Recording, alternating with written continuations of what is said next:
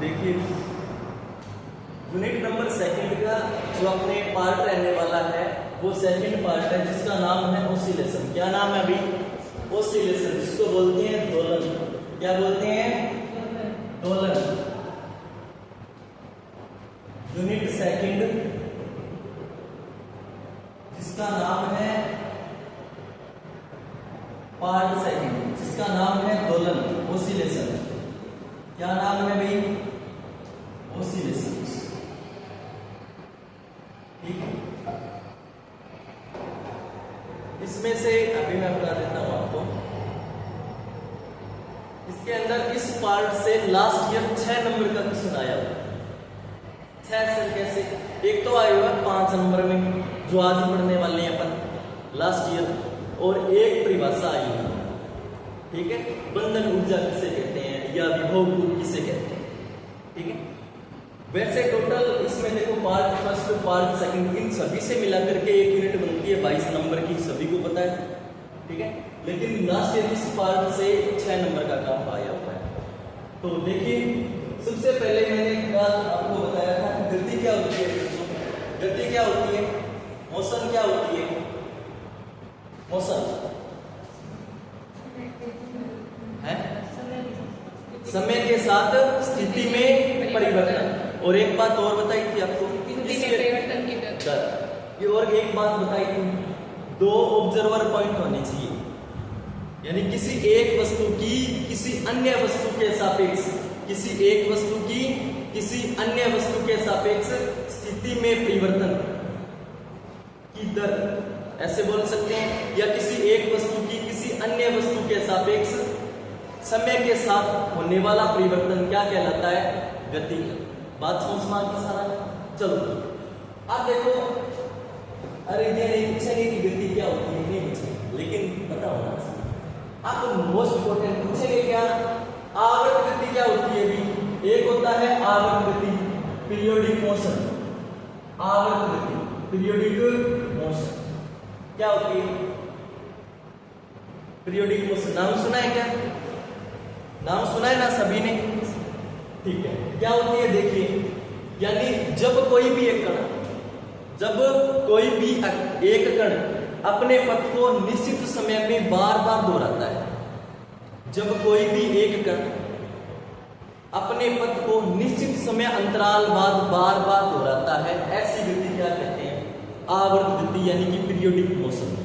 जी देखो कि आपने एक कोई ये सर्कुलर पाथ, ठीक है, एक पार्टिकल है वो जावे को अटकर 5 सेकंड एरिया मान के चलो, वापस आने में कितना टाइम लगे? 5 सेकंड। फिर वापस जाओ, अगर वो 5 सेकंड मान लगे, फिर जाओ फिर 5 सेकंड मान लगे, तो ए टाइप की जितनी गति है बिना पाके बोलांगा आवर्त गति। बात समझ आ गई क्या? बात समझ आ गई क्या? जैसे पृथ्वी के चारों ओर सूर्य की ग्रहों की गति, बात समझ आ गई। नाभिक के चारों ओर इलेक्ट्रॉन की गति, ये इसके एग्जाम्पल है। ठीक है, आवर्त गति किसको बोलेंगे? बोलो बोलो। कोई भी एक कण निश्चित समय अंतराल बाद अपने पथ को दोहराता है। कोई एक कण निश्चित समय अंतराल बाद अपने पथ को दोहराता है। कौन सी गति? आवर्त गति। ठीक, अब इसके बाद में है दोलन गति, ओसिलेटरी मोशन, दोलन गति। दोलन गति ये क्या है? ये क्या है? हाँ यहाँ दोलन यहाँ है। हाँ सही को देखो, इसमें क्या वैसे ये सेम ही है, थोड़ा सा डिफरेंट है। क्या कि इसमें जो भी गति होगी वो एक घूर्णन अक्ष होगा। इसमें क्या होगा? एक घूर्णन अक्ष। कोई एक फिक्स पॉइंट होगा, एक बिंदु के चारों ओर या एक बिंदु के इर्द गिर्द, एक बिंदु के जब कोई कण एक घूर्णन अक्ष के इर्द गिर्द अपने गति के पथ को क्या है? दोहराता है। घूर्णन अक्ष होगा इसमें, ठीक है ना? एक बिंदु के इर्द गिर्द, जब कोई कण एक बिंदु के इर्द गिर्द अपनी गति को निश्चित समय बाद दोहराता है, क्या कहेंगे? बात समझना, ठीक है? यानी कि आप घड़ी के पेंडुलम की गति, अब चलो जी मानना है तो समझ में यार मैं एंगमा अब आज थे पढ़ाती हूँ तड़के में आवर्त गति है तो दोलन गति की परिभाषा बताऊंगा दोलन आ रही आवर्त में अरे इसो भी कोई रहोगे कौन ही रहा सुनो हमें 3 नाम याद रखना है काबू कितना नाम 3 नाम एक तो देखो एक तो का नाम याद रखना है निश्चित समय के नाम याद रखना है और एक निश्चित पद निश्चित और एक नाम याद रखना है घूर्णन बात समझ में आती ठीक है तीन नाम दो परिभाषा बचेगी ठीक है जब कोई कण निश्चित समय बाद अपने निश्चित पथ को दोहराता है तो ऐसी गति कौन सी गति आवर्त 2 शब्द आ गया तो कौन सी गति जब कोई कण निश्चित समय अंतराल बाद निश्चित पथ में घूर्णन अक्ष के इर्द गिर्द होने वाली गति ऐसे भी बोल सकते हैं ठीक है या जब कोई कण एक निश्चित बिंदु के इर्द गिर्द निश्चित समय बाद अपने निश्चित पथ को दोहराता है ऐसी गति कौन सी गति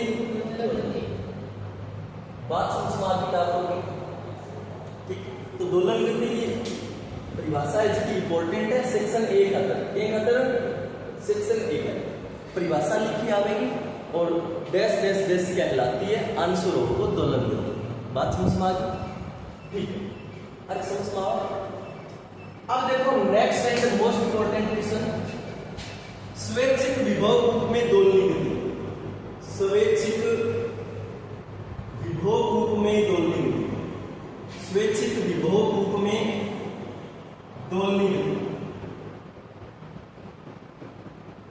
दोलनी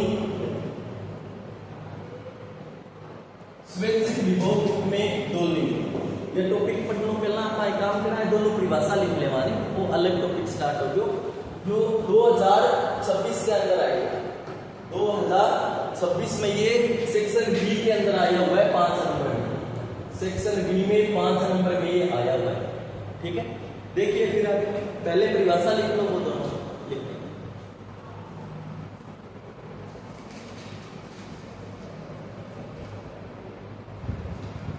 पहले लिखो आवर्त लिखिए जब कोई कण या पिंड जब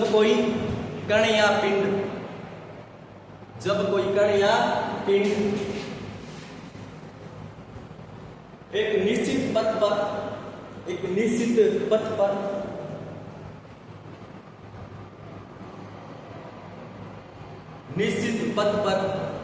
निश्चित समय अंतराल बाद निश्चित पथ पर निश्चित समय अंतराल बाद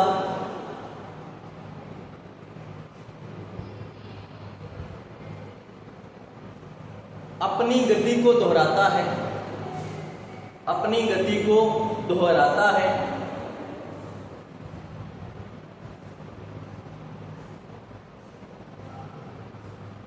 तो इस प्रकार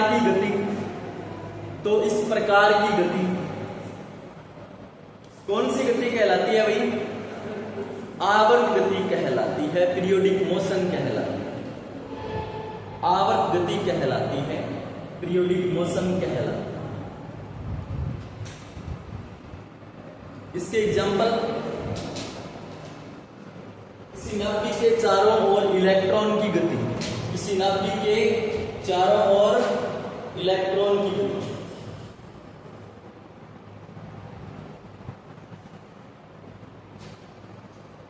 एक और सूर्य के चारों ओर ग्रहों की गति सूर्य के चारों ओर ग्रहों की गति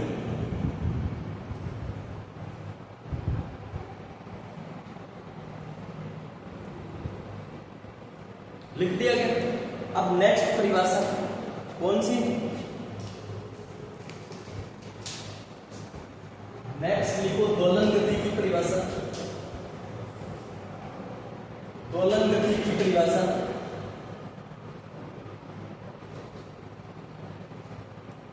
जब कोई कण या पिंड एक निश्चित बिंदु के इर्द गिर्द जब कोई कण या पिंड एक निश्चित बिंदु के इर्द गिर्द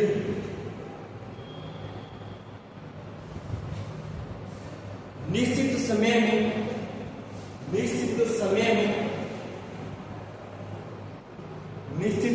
में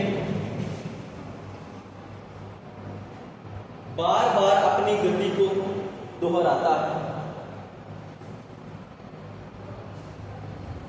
बार बार अपनी गति को दोहराता है, तो इस प्रकार की गति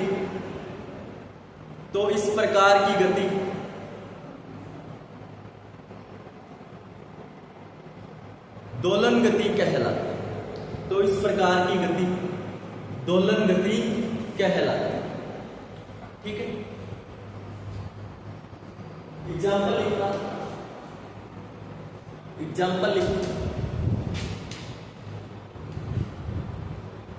घड़ी के पेंडुलम की गति, घड़ी के पेंडुलम की गति, घड़ी के पेंडुलम की गति।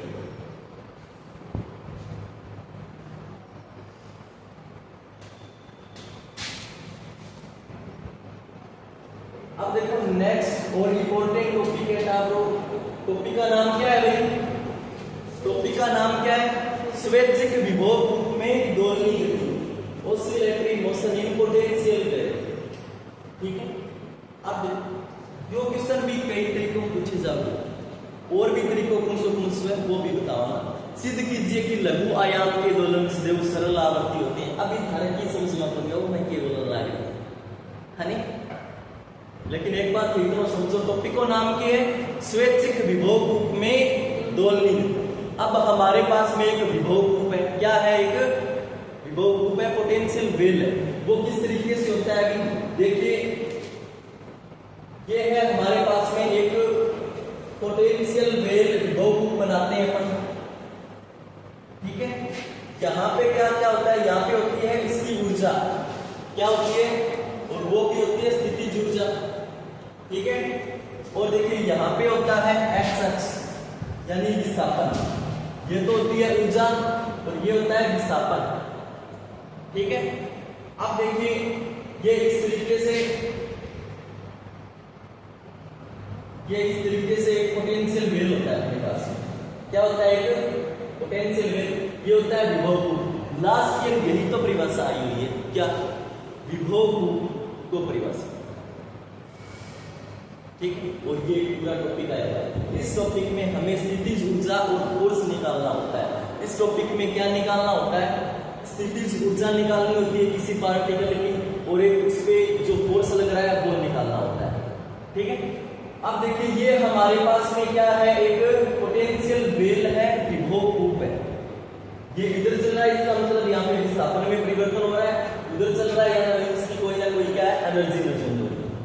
ठीक है, अब देखिए ये यहाँ पे हमने नाम दे दिया, ये इसको नाम देते हैं एक बार वो आप, यानी ये हो गया हमारे पास में ए, ये हो गया बी, ये सी, ये डी, ई, एफ, जी, एच, इस तरीके से आगे चलते जाए। ठीक है, ये होता है यहाँ पे पी, ये होता है क्यू, ये आर और ये एस। ठीक है, बात समझ आ रही है क्या? ठीक है, डायग्राम समझ आ गया क्या? ये पोटेंशियल वोल्ट बोलते हैं, इसको बोलते हैं पोटेंशियल। अब देखिए आगे कि अब क्या करना है कि ये जो पोटेंशियल वेल है, इसमें कोई भी एक कण, कोई भी यहाँ पे कण अपना कहीं भी रखेंगे कण, इसकी अपने एनर्जी देखनी है, तो ऊर्जा निकालनी है। कौन सी? स्थितिज ऊर्जा।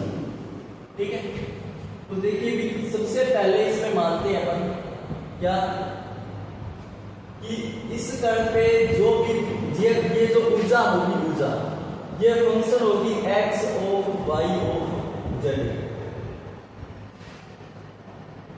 फंक्शन का मतलब समझ रही होता है, यानी ये ऊर्जा का मान होगा ना, ये x डायरेक्शन में भी होगा, y में भी होगा और z में भी होगा। ठीक है, अब देखिए आगे क्या करना है कि जब कोई भी कण है, जब कोई भी कण है यहाँ पे, जैसे ये कण यहाँ पे है, ये कण यहाँ पे है, यहाँ पे है, यहाँ पे है, ये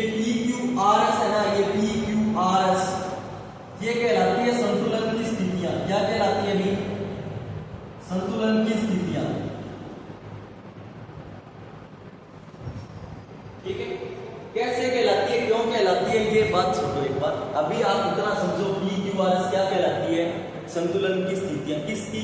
अरे कण की, किसी भी कण की ये संतुलन की स्थितियां कहलाती है। ठीक है, अब यहाँ कोई भी एक कण होता है, उसकी जो ऊर्जा होगी वो फंक्शन होगी एक्स, वाई और जेड। ठीक है, फंक्शन का मतलब है कि u का x में भी मान होगा, y में भी मान होगा और z में भी मान होगा। ठीक है, अब एक चीज और, जब भी यहाँ पे कोई भी एक संरक्षी बल होगा, क्या होगा भी? संरक्षी बल। संरक्षी बल क्या होता है? ऐसा बल जो किसी भी कंडीशन में बना हो, जैसे केंद्रीय बल है। पढ़ के आए हो क्या केंद्रीय बल? उसमें आपको कंडीशन बताती है, ये कंडीशन फॉलो करेंगे तो वो संरक्षी बल है और वो केंद्रीय बल कहलाता है। जैसे दूरी के लिए आपको दिखाया होगा, पढ़ाया होगा, पढ़ाया? अरे केंद्रीय बल, केंद्रीय बल एक प्रकार का कौन सा बल है? संरक्षी बल है। संरक्षी बल जो भी यानी कंजर्व फोर्स क्या होता है कि जो कंडीशन में बनता है, इस तरीके का जो फोर्स है वो संरक्षी बल होता है। तो यहाँ पे भी क्या लगेगा, जो पार्टिकल पे फोर्स लगेगा वो इस तरीके से फोर्स लगेगा, संरक्षी फोर्स। और इसका मान होता है F = -μ u। अब बुझिए ऐसा तीनों लेके आओगा, मैं क्या याद कराया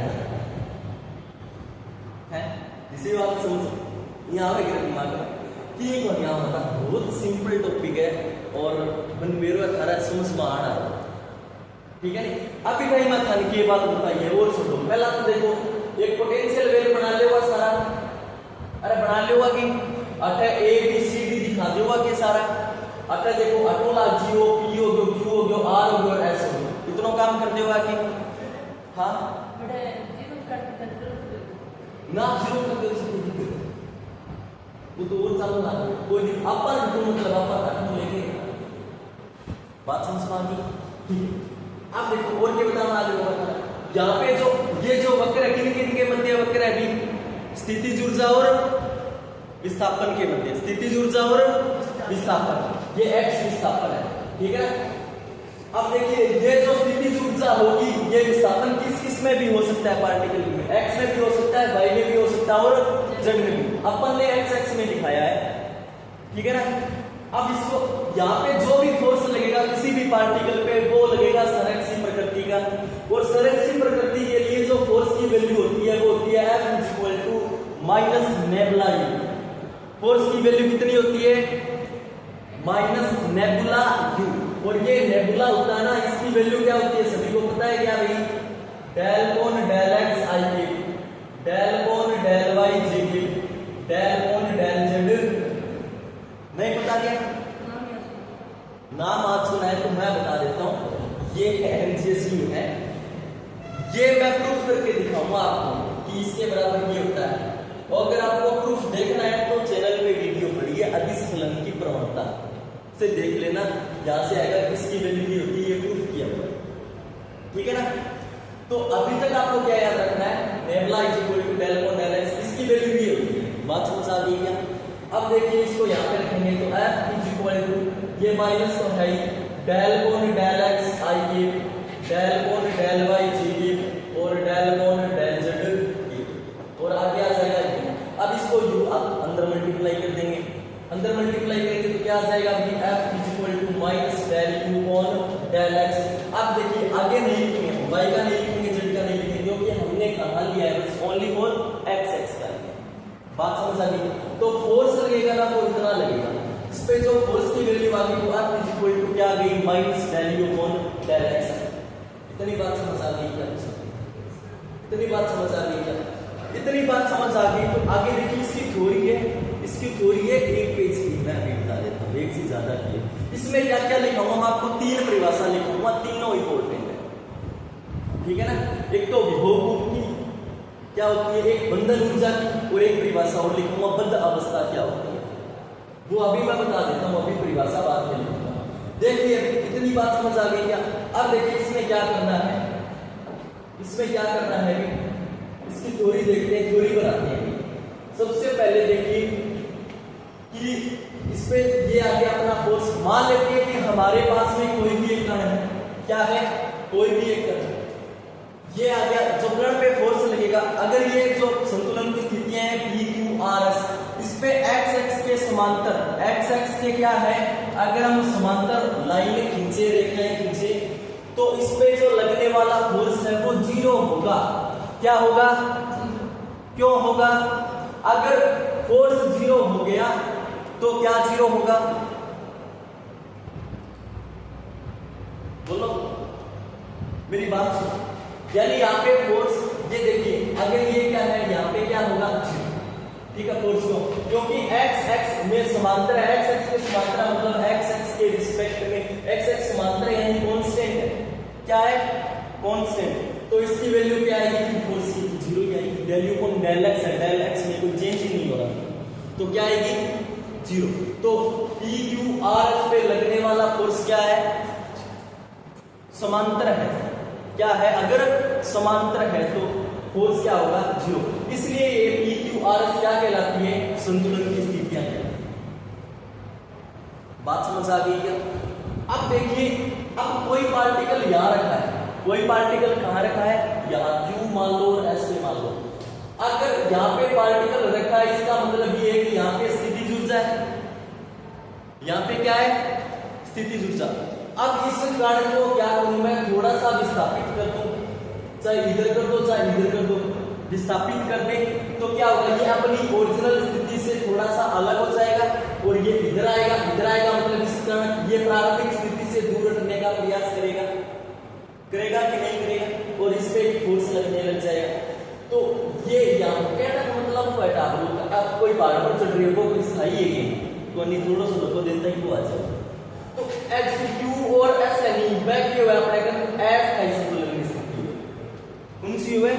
एस स्थायी संतुलन की स्थिति। पी क्यू आर एस की है संतुलन की स्थिति है, जिसमें क्यू और एस की है एस स्थायी संतुलन की स्थिति, और बच्चों पी और आर है के स्थायी संतुलन की स्थिति। इतनी बात समझ आ गई? सारा अभी बताऊंगा, बोलो, इतनी बात समझ में आ गई? अब देखो, यहां पे क्या है? यहां पे कोई भी पार्टिकल, यहां पे क्या है? कोई पार्टिकल। अब तुमके पास स्थायी है। अब मैं थोड़ा सा पार्टिकल ना यहाँ पे छोटू हटू, पाछो आ जाओ, कौन से होगा है? अगर वो आ जाओगे पाछो, बोलो है? तो देखो डायग्राम समझ में आने लग रही है, ये बता लग रही है सारी जितनी मैं थन बोलने लग रही हूं, ये सारी थ्योरी है और मैं थन लिखा हुआ था, ठीक है? बिल्कुल सिंपल के एकदम घरे बनाई गई थ्योरी है, बढ़िया तरीके से लिखा हुआ, और एक बार पढ़ ले होगा नहीं तो अभी थारे याद हो जाएगी, ठीक है? तो अभी तक यहाँ बताइए, ये बताइए पी क्यू आर एस के संतुलन की स्थितियां, और जिसका क्यू और एस के एस स्थायी संतुलन की है, और पी और आर के स्थायी संतुलन की स्थिति, ठीक है? अब देखो, यहाँ पे कोई भी पार्टिकल है, जैसे यहाँ पे पी है, यहाँ पे कोई भी पार्टिकल है, यहाँ पे आ रहा है, नीचे आ रहा है, इसका मतलब क्या? ये यहाँ पे स्थितिज ऊर्जा थी, यहाँ पे मैक्सिमम थी, और स्थितिज ऊर्जा क्या थी? मैक्सिमम थी ना? यानी ये हमारे पास में कोई भी, ये ए का और ये बी का, और ये पॉइंट क्या है? पी, ठीक है?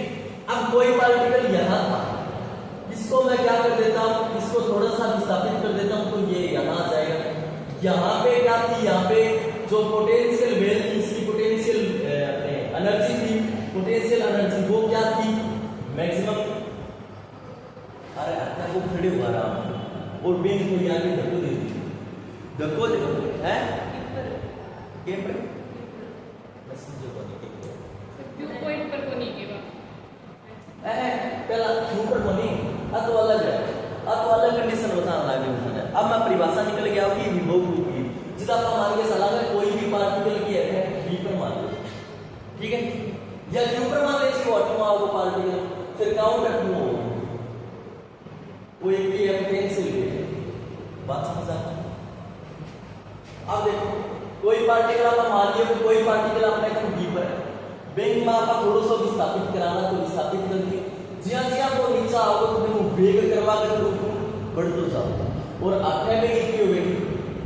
काइनेटिक एनर्जी अधिकतम होगी, और स्थितिज ऊर्जा की होगी न्यूनतम। बात समझ में आ गई? आता न्यूनतम से तो आपको जाओ वो वापस हो जाओ, फिर वो वापस यहाँ क्या करेगा ऑसिलेटरी मोशन, यहाँ क्या करेगा ऑसिलेटरी मोशन करेगा। और ओ ए और बी है इन यहाँ पर क्या कहूँगा विभव, क्या कहूँगा क्या लिखाना परिभाषा।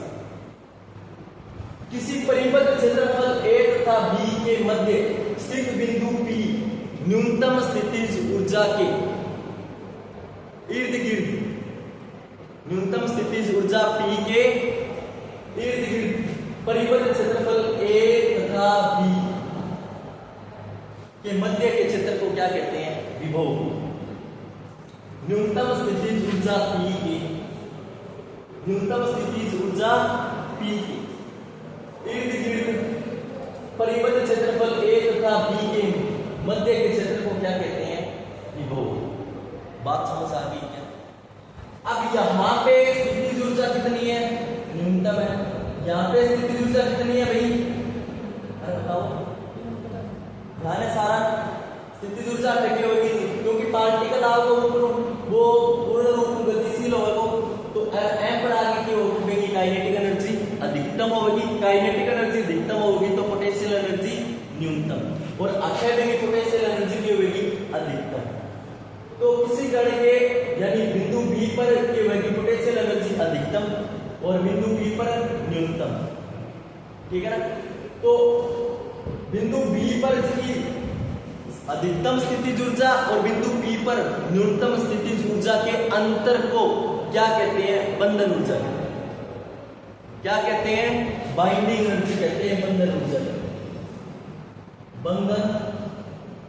अब बात हो यदि किसी पार्टिकल के ऊर्जा का मान अगर बंधन ऊर्जा के मान से ज्यादा है, बात सुनो, यदि कोई भी कण इस कण की ऊर्जा का मान यदि बंधन ऊर्जा के मान से क्या है ज्यादा, तो कण विभव कूप से बाहर निकल सकता है, तो कण विभव कूप से बाहर निकल जाता है। अगर बंधन ऊर्जा से कम है, बंधन ऊर्जा से क्या है कम, तो पार्टिकल विभव कूप में ही गति करता है। बताओ इतनी बात समझ आ गई सारा। अब देखो अपन फाइनली अब अपन बनाना है टॉपिक डायग्राम, क्या बनाना है डायग्राम, तो यहाँ बनाना है डायग्राम, वो आपने लिखे विभव कूप है, आपने स्थिति A B है C है और D, ठीक। अब देखो अभी यह स्थिति आपने P है Q है R है और ठीक। अब अपने को क्या ज्ञात करना है, मान लेते हैं कि कोई हमारा पार्टिकल है यहाँ पे, इसको मैं यहाँ पे पार्टिकल है और इसको मैं यहाँ से लेकर के यहाँ तक क्या कर दिया मैंने विस्थापित कर दिया, तो इस पार्टिकल P डेश पे अपने को कण की स्थितिज ऊर्जा तथा कण पर लगने वाले बल को ज्ञात करना है। कितना बल लगेगा, इसकी स्थितिज ऊर्जा कितनी आएगी। बात समझ आ गई क्या? अगर ये इतना समझ आ गया आपका कितना बल आता है और कितनी काइनेटिक एनर्जी आती है, तो सुनो आपको क्या क्या क्या क्या सोल्व हो जाएगा। बात सुनिए, एक तो थर्ड यूनिट कंप्लीट आपको आने लगेगी, थर्ड यूनिट कंप्लीट आपको आने लगेगी। आपने देखा होगा, क्या देखा है कि जो मैं एक टॉपिक करवाता हूं उससे नेक्स्ट वाला टॉपिक तब भी आता है जब वो आपको पहले वाला आता है। सेम फिजिक्स में ऐसा ही रहने वाला है। अगर आपको ये आ गया तो आगे वाला आएगा, अगर ये नहीं आएगा तो आगे वाला भी। जी हाँ आपको मैं बताइए, जी हाँ 5वीं यूनिट में आज चीज प्रूफ होगी कि नहीं? अरे बोलो कि अपन पहले अगर लेक्चर में अपन की सीखी जल्दी अपन दूसरो आओ आई बात। अब वो बता दियो जल्दी खाना पा अगर नेक्स्ट लेक्चर में पढ़ना ऐसे चमके हुए सिंपल हार्मोनिक मोशन की है, दोलक को वेग अपन निकालना है, तो वो सारा जल्दी आओ इस आज बात समझ मारिए सारा है। अच्छा टेंशन मारिए तो के करो अपने ना समझ तो अपने के सारे की बनिया, अरे इसी कोई बात नहीं, ठीक है। टेंशन कौन यानी एक तो माइंड फ्री रहना, जितना आप माहौल बना रहे हैं जितना जितना माहौल बना रहे हैं जितना दोनों की बोली बिल्कुल सिंपल चीज है, बिल्कुल सिंपल चीज है। अब बताइए अभी तक देखो 5-4 बातें ही है मोटा मोटी। कितनी है? एक तो पोटेंशियल वेल बनाना है, के मध्य बनाना है, स्थितिज ऊर्जा और विस्थापन के बीच में पढ़ा लियो। फिर एबीसीडी दिखानी है, पीक्यूआरएस दिखाना है। पीक्यूआरएस के वह संतुलन की स्थिति है, जिकम क्यू और एस के वह स्थायी संतुलन की, पी और आर अस्थायी और स्थायी है। बात समझ में आ गई? और कोई पीक्यूआर बंदे का नहीं करते, पीक्यूआर आऊंगा पकड़ ही दिखा इसका, ठीक है नहीं? अब देखो बिंग बाद में क्या बताइए अभी?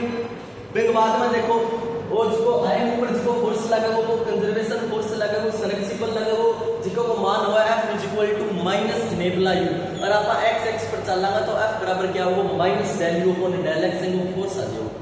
बात समझ में आ गई कि इतनी बातें बताइए। और मैं बाद में बताइए विभव कूट की परिभाषा। विभव कूट की परिभाषा क्या लिखा था? बिंदु P के चारों ओर बिंदु P न्यूनतम स्थितिज ऊर्जा के चारों ओर A तथा B के मध्य परिबद्ध क्षेत्रफल को क्या कहते हैं? विभव कूट कहते हैं। न्यूनतम स्थितिज ऊर्जा बिंदु P तथा अधिकतम स्थितिज ऊर्जा बिंदु B के अंतर को क्या कहते हैं? बंधन ऊर्जा कहते हैं। अगर किसी कण की ऊर्जा का मान बंधन ऊर्जा से ज्यादा है तो कण विभव कूट से बाहर निकल जाता है, तथा अगर जो ऊर्जा का मान क्या है कम, तो कण है वो विभव कूट में ही लगातार गति करता है। इतनी बात बताइए, 5 मिनट को काम है, ठीक है? अब देखो फाइंड क्या करना है। अब मान लेते हैं कि ये बिंदु P है, ये पहले पार्टिकल। अब हमें फाइंड क्या करना है? मान लेते हैं कि हमारे कोई पास कोई पार्टिकल था कोई, ठीक है ना, इस तरीके से ये हमने यहाँ पे डिनोट करेंगे, ये इसकी स्थिति है कोई भी, ठीक है? अब देखिए ये यहाँ पे स्थिति है, यहाँ पे मैं मान लेता हूँ x0 यहाँ पे इसी पोजीशन। अब इसको यहां तक लेकर के गए, इसको मैंने मान लिया x1, ठीक है? इसको यहां से लेकर के गई यहाँ पे और ये यहाँ इधर जाएगा। ये देखिए ये होता है तो ये होता है 0, इधर +1 +2, इधर -1 -2, तो यही होता है। इधर जाएंगे तो यहाँ पे आएगा -x। बात समझ आ रही है? तो हम क्या करेंगे, यहाँ से लेकर के यहाँ तक गए तो इस बिंदु पे हमें क्या निकालनी है? स्थितिज ऊर्जा निकालनी है और कण पर लगने वाले बल को निकालना है। ये काम करना है। बात समझ आ गई? बोलो ये चीज मूल बिंदु P को हमें क्या मानना है? मूल बिंदु। बात माना P मूल बिंदु है x0, ऐसे लेके चलता हूं। बात समझ आ गई? ठीक है? तो आप P x0 लिख दियो, ये ना मान लो आपको इन जाओ फिर एक इन जाओ बीच में मूल बिंदु हो गई, ये ना काउंट करने लग गया। बात समझ में आ रही है? ठीक है? और मूल बिंदु वो क्यों नहीं है? न्यूनतम स्थिति जो जाए पर है। अरे बताओ, ठीक है? अब वो आपने कन P है और वो आपने कन किया है, करो दोबारा बना देना चीज ना। ए बिंदु P आपने कन और M पर किया है न्यूनतम स्थिति ऊर्जा, और अपन देख रहे हैं कि वो अठे बिंदु है x0, अठे कोई पार्टिकल हो M पर लेके गया P डैश पर, अठा हो गया अपने का पॉजिटिव x, और अगर वो इनने जाओ तो जो नेगेटिव x, ठीक है? पहला तो बनाओ डायग्राम, ये बनाओगा तो डायग्राम बनाओगा, और यानी अब ये अपने का स्थिति चूज कर हेडिंग लगा दी है। मैं एक क्वेश्चन भी और लिखूंगा, एक हेडिंग लगाओ कि स्वैच्छिक विभव में दोलनी गति, स्वैच्छिक विभव में दोलनी गति। इस नोट लिखूंगा मैं था वो क्या के तरीकों पूछ सके।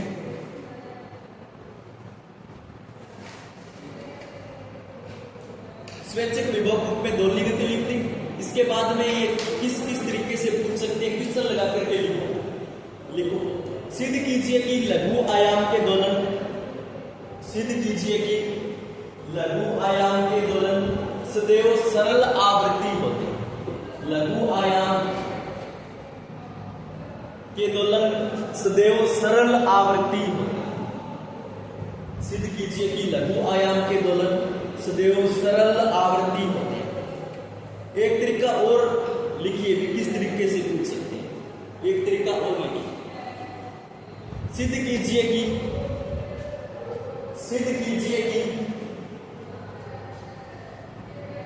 विभव कूट में कि विभव कूप में अल्प विस्थापन के लिए, सिद्ध कीजिए कि विभव कूप में अल्प विस्थापन के लिए कण की गति को सरल आवृत्ति माना जा सकता है। सरल आवृत्ति माना जा सकता है। ये 3 तरीके था। लास्ट ईयर भी डायरेक्ट पूछा हुआ है स्वैच्छिक विभव कूप में दोलने।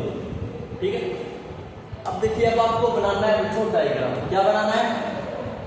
बना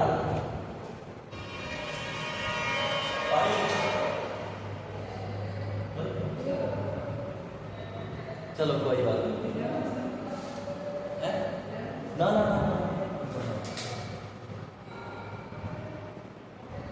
डायग्राम बना।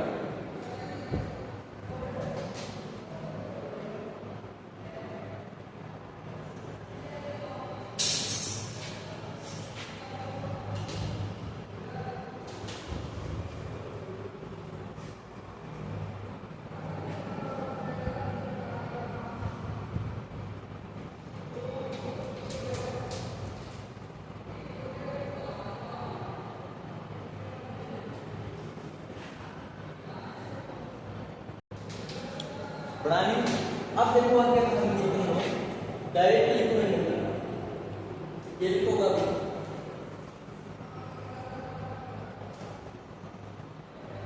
चलो मैं लिखा दूं दोबारा।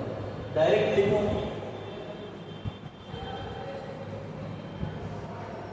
स्थितिज ऊर्जा, स्थितिज ऊर्जा पोटेंशियल एनर्जी तथा विस्थापन के मध्य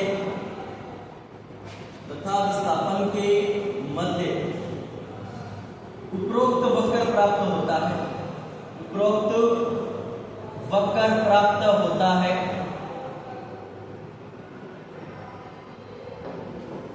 और लिखिए, हम जानते हैं WKT, कोई भी स्थितिज ऊर्जा होगी वो स्थितिज ऊर्जा फंक्शन होगी x, y और z की।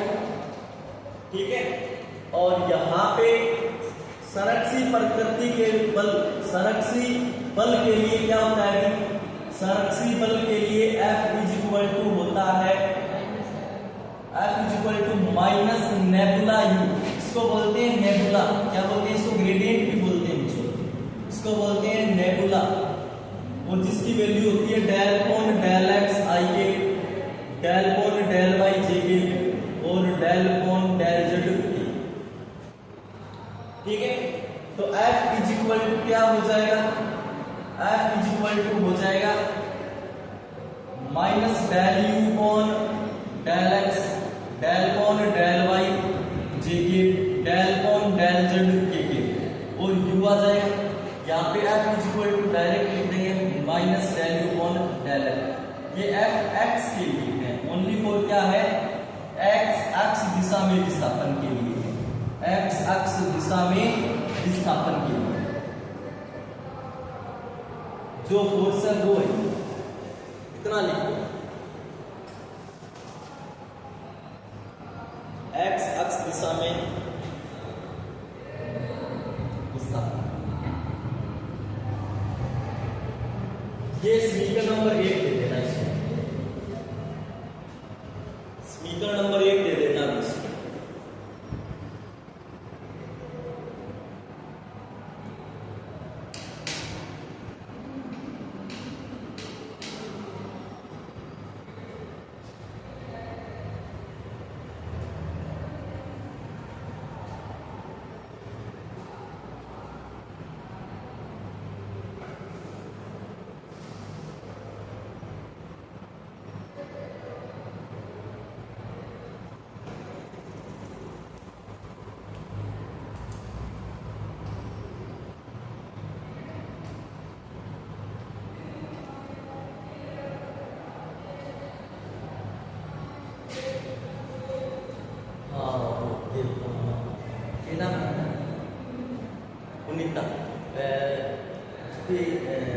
श्याम कॉलेज जो चंदन है वे पूरी विनाश की पूरी रेट दी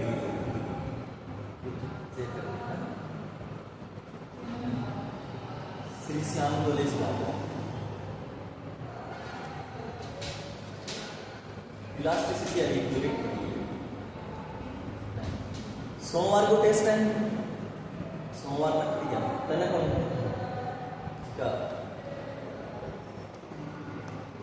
लिखो भी के अंदर पढ़ा लियो तो लिख लिए तो आगे लिखो, एक बात थोड़ी लिखना था पापा की जो भी चीजें बताएगी पी क्यू आर एस के संतुलन की स्थितियां है, स्थायी संतुलन की स्थिति है, स्थायी संतुलन की स्थिति है और परिभाषा है अंदर ऊर्जा की।